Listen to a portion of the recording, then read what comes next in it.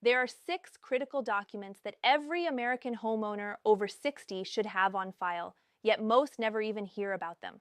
And when they pass away, the lack of these forms often ends up costing their children the family home. I am going to walk you through each of these documents one by one.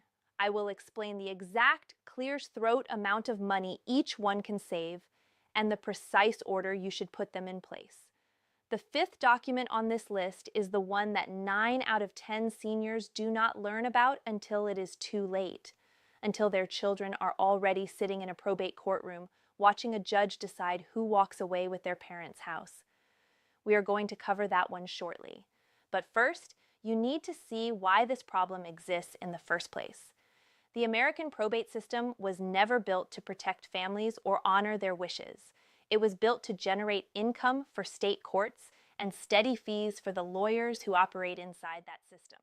As a result, every year, hundreds of thousands of families in this country lose tens of thousands of dollars, sometimes the entire value of a home, simply because the people who designed the system never told them about the 6 documents that could have prevented it. Most of these forms cost under $200 to put on record. A few are completely free.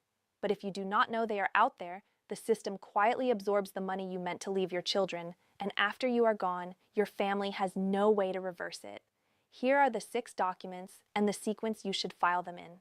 The first document is the difference between your children writing a check for $20,000 and paying absolutely nothing. It is called a transfer on death deed, often shortened to TOD.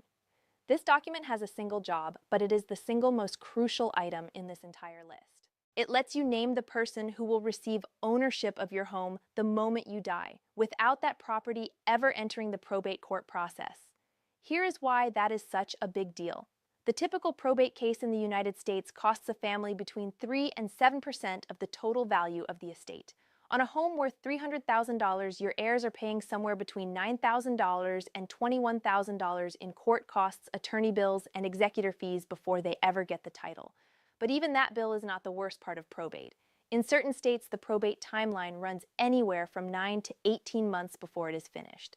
During that entire period, your family cannot sell the house, cannot refinance it, and often cannot even clear it out. Property taxes continue to come due. Homeowners insurance still has to be maintained. If there is a mortgage, those payments keep going as well. All of that money has to come from your children while they wait around for a court to tell them they are finally allowed to handle their own parents' home. A transfer on death deed eliminates all of this. You record it once with your county recorder, and on the day you pass away, the property moves directly to whoever you named on the form. There is no judge, no attorney bill, and no waiting period. Transfer on death deeds are currently available in roughly 30 states. To find out whether your state is one of them, search the phrase "transfer on death deed" plus the name of your state. In most counties, the cost to record this form ranges from $20 to $60. But the transfer on death deed only does its job if it is recorded before you die. Most families learn about it too late. That is why this is not a document you push off until sometime next year. The second document is the one the federal government would prefer you never hear about. It is called a ladybird deed. This deed exists only in 5 states: Florida, Texas, Michigan, Vermont, and West Virginia. If you live in any one of those 5, you need to focus carefully for the next 60 seconds, because this single piece of paper can shield your house from a threat that financially destroys families every day in America. Here is what a ladybird deed does. It allows you to keep total control over your home while you are alive, including the right to sell, refinance, or rent it, while automatically transferring the property at your death to whoever you name on the deed. It operates almost exactly like a transfer on death deed, with one crucial difference. A ladybird deed protects the house from Medicaid estate recovery. I covered the Medicaid 5-year look-back rule in another video, but here is the quick version. If you ever apply for long-term care Medicaid toward the end of your life, the federal government is allowed after your death to force the sale of your home in order to recover the amount Medicaid spent on your nursing home care. For a typical 3-year stay in a nursing facility, that is usually between $240,000 and $360,000 the government can claim from your estate. This is how many families lose everything they hoped to pass on. a ladybird deed removes your house from your estate at the exact moment you die. Because of that, there is nothing left for Medicaid to pursue. Your children receive the home without any Medicaid repayment attached, even if you spent your last 5 years relying on Medicaid. However, this only works if the ladybird deed is signed and recorded before you ever apply for Medicaid. If you wait until after, the 5-year look-back rule wipes out the protection. So, if you live in Florida, Texas, Michigan, Vermont, or West Virginia, and you own a home, this is a document you should be discussing with an estate planning attorney this month, not at some vague point in the future. By the time you realize you need it, the opportunity is usually gone. The third document is the one that, over time, saves families more money than any other item on this list. But it is also where people make their costliest mistake. It is called a Revocable Living Trust. Setting up a trust is more expensive than the first two documents. You are looking at somewhere between $2,500 and $3,000 in legal fees depending on the attorney you work with. But here is why the cost is worth it. When you move your home into a revocable living trust, you are no longer the owner on paper. The trust is. You still have complete control. You can sell the house, refinance it, move to a new place. Nothing about your day-to-day life changes. But because the property is technically held by the trust, it does not count as part of your estate when you die. That means probate cannot touch it. On a $400,000 home, this single step saves your family between $12,000 and $28,000 in probate expenses alone. More importantly, a revocable living trust lets you lay out clear, detailed instructions for what happens to the house when you are no longer here. If you have 3 children, one of whom lives in the house while the other 2 want to sell, the trust can spell out exactly how that situation should be handled. If you want your surviving spouse to stay in the home for the rest of their life and only then pass it on to the kids, a trust can enforce that. If you want to protect the house in case one of your children later goes through a divorce, a trust can help guard against that as well. A traditional will cannot accomplish any of these things. A will gets read in court, and at that point, a judge makes the final call.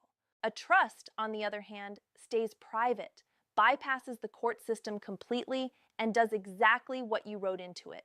Here is where families unknowingly erase the benefits they just paid thousands of dollars for. The most costly mistake people make with a trust is signing all the paperwork, but never actually moving the house into the trust. The technical term for this is funding the trust. If the trust exists only on paper while the deed to the house still lists you personally as the owner, then the trust is effectively useless. The home still ends up in probate, and every dollar you spent setting everything up is wasted.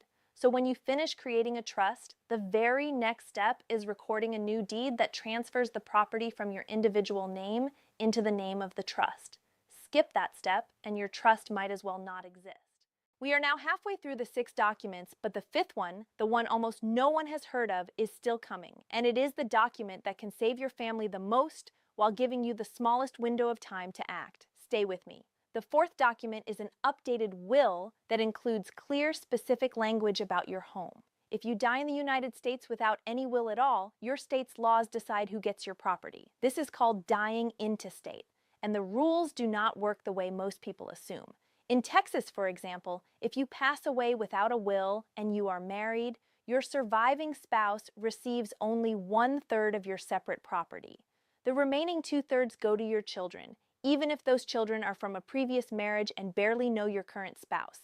In California, if you die intestate and have children, your spouse only gets 1/3 or 1/2 of the community property, depending on the details of your situation.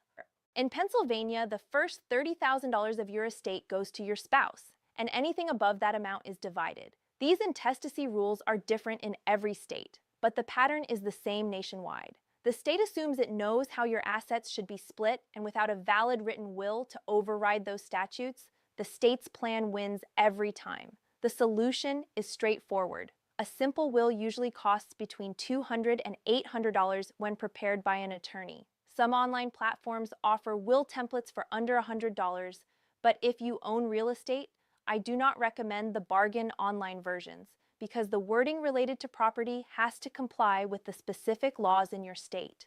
Here is the part almost everyone overlooks, and this is the part that causes bitter family disputes.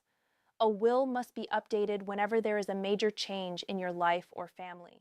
If you signed your will back in 1992 and have not opened it since, there is a good chance the information is wildly out of date.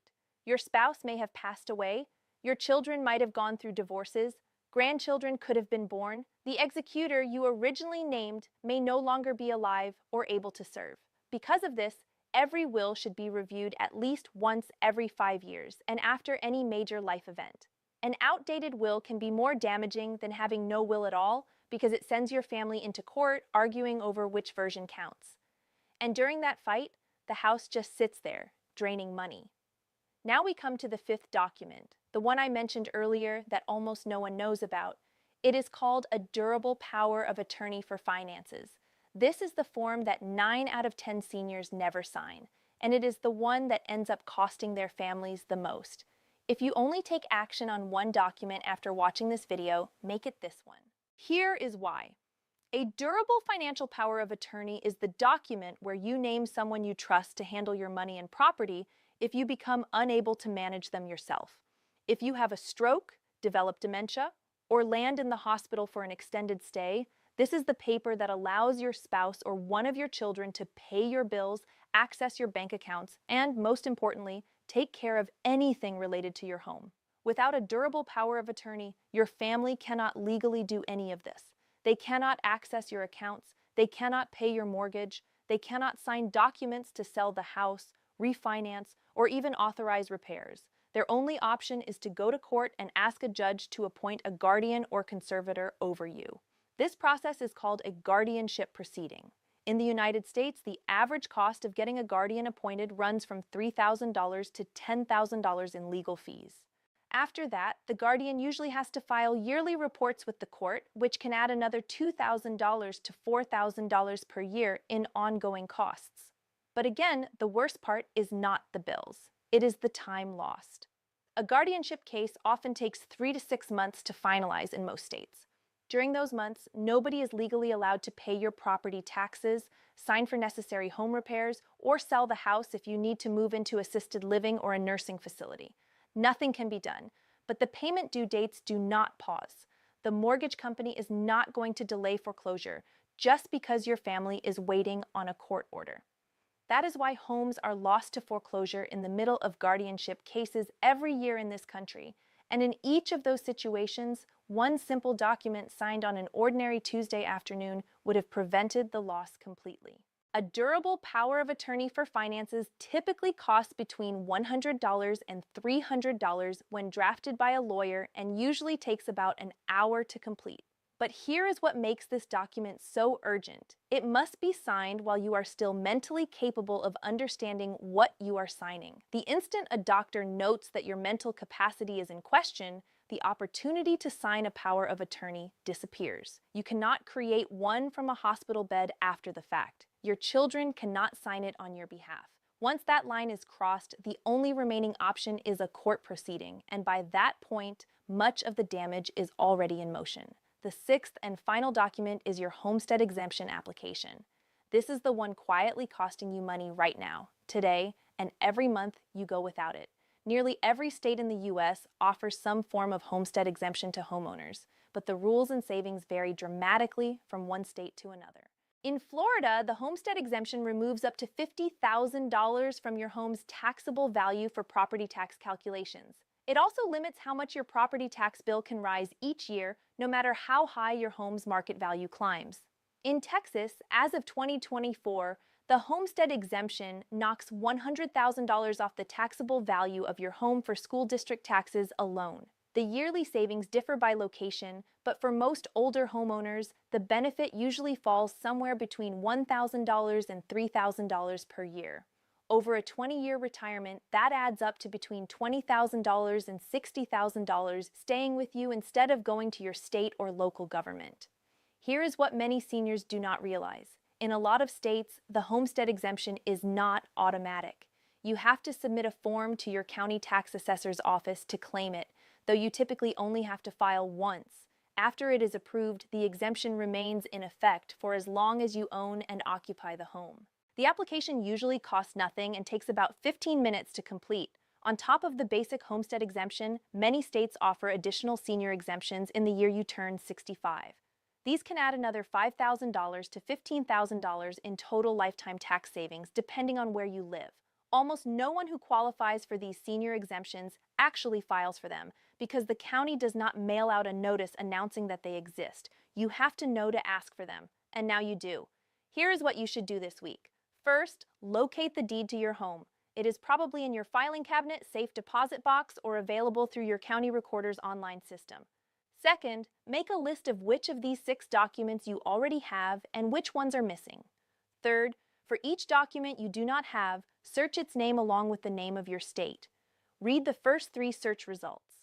Fourth, call an estate planning attorney in your county and request a 1-hour consultation specifically about documents that protect your home. Expect to pay between $200 and $400 for that session. During that meeting, the attorney will explain which of these 6 documents you actually need based on your state's laws, your family structure, and what your home is worth. Fifth, do not delay. Every single one of these documents is time sensitive, and each window slams shut the moment something happens to you. Once you are in a hospital bed, once the court steps in, once a state agency gets involved, none of these forms can fix the situation.